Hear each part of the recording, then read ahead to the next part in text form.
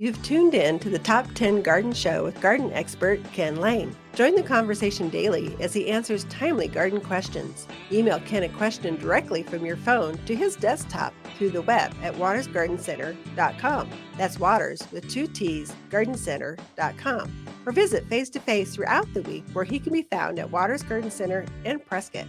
Now welcome your host, Ken Lain. You know, at the start of the show, I'd mentioned herbs. I was using fresh herbs already. Parsley's already up. Sage is starting to grow. Chives are actively growing. My bay laurel's already starting to show some new buds coming up.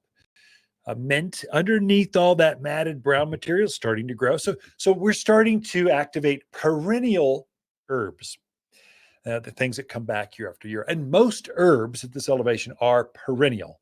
There's a couple that aren't. I would say fennel, really, if that heart, the root of that plant freezes solid, it can die back. You have to replant it. But fennel is one of those. Cilantro, although cilantro reseeds so easily. And then basil. All the rest of them, your thyme, lavender, rosemary, all these things, they are all perennial. Mints, it goes on and on and on. French tarragon, all of these things are perennials. They keep going. Right now, we've got all of the herbs, the core herbs.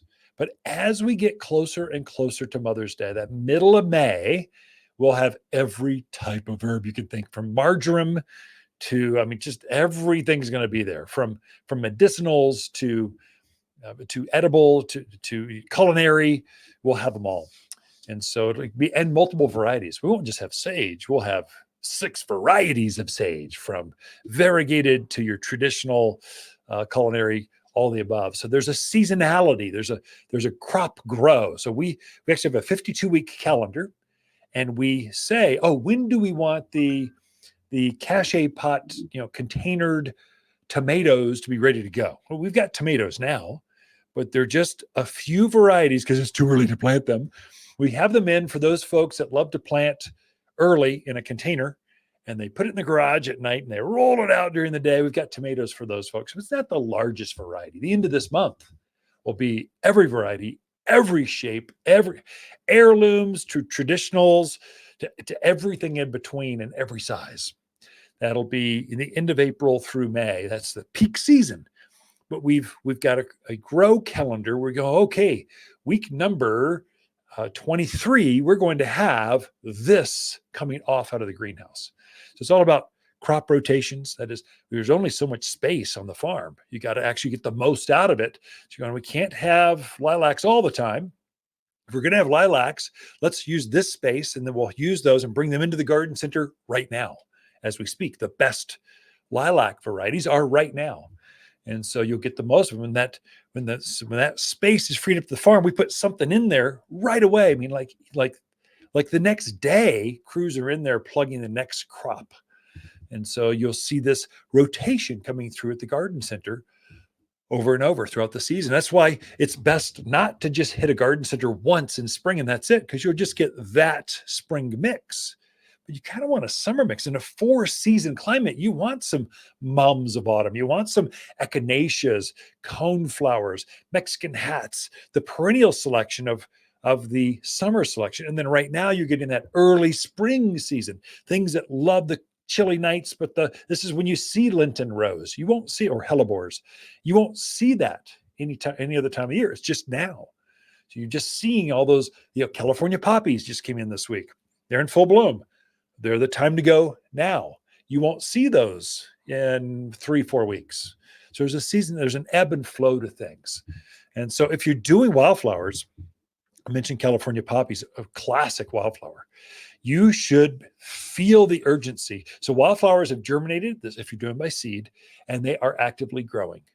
You still have, I would say, maybe 2 to 3 weeks left to be able to start wildflowers just naturally out in the yard, spreading the seed, watching them grow. So I just put in property I'm putting together out in Chino Valley. I want to call it Poppy Seed Ranch. And so I just spread several thousand poppy seeds out there in the front land. It's a 2-acre property.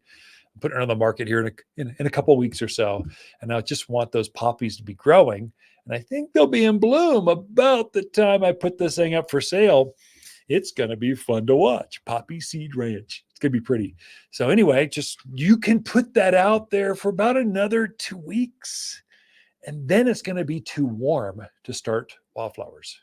You're going to need to acclimate. You'll need to take those wildflower seeds and throw them in the freezer for a couple of days and bring it back out. Put it back in for a couple of days. And by May 1, that's the process you have to do. You can still have wildflowers, but it's so easy right now. If you don't want to start by seed, I just don't want to wait. I want poppies now. Well, then come in and buy the plant. We've got them. We started them 2 months ago, and now they're in bloom. You've got candy tuft, another native. We started that 2 months ago, actually last year, and now they're in bloom. So it's a great little native white flowering evergreen perennial. You can start by plant. And that's a great way to go for smaller garden areas. We've got a lot of flowers in stock right now. But if you need large areas, like I did the front acre in California poppies, not just in orange and yellows and reds and whites, it's a beautiful mix. It's going to be glorious, and it'll keep the weeds down. There'll be a lot going on for it. There, I wanted to start by seed because I needed so many plants. But just a backyard container, front entrance to your house, start with plants. You get more enjoyment and instantaneous. Starting now. Okay, that's it for this segment. Be right back with Lisa Waters-Lane in with her segment right after this. Waters Garden companion plants of the month are lilac, poppy, purple plum, and our white night candy tuft. Masses of fragrant white flowers cover mounds of perennial green foliage. Extreme heat and cold tolerant, this award winner repeatedly blooms without deadheading for super easy care. Butterflies, bees, hummingbirds are going to love your backyard again. White Night Candy Tuft can only be found at Waters Garden Center, 1815 Iron Springs Road in Prescott.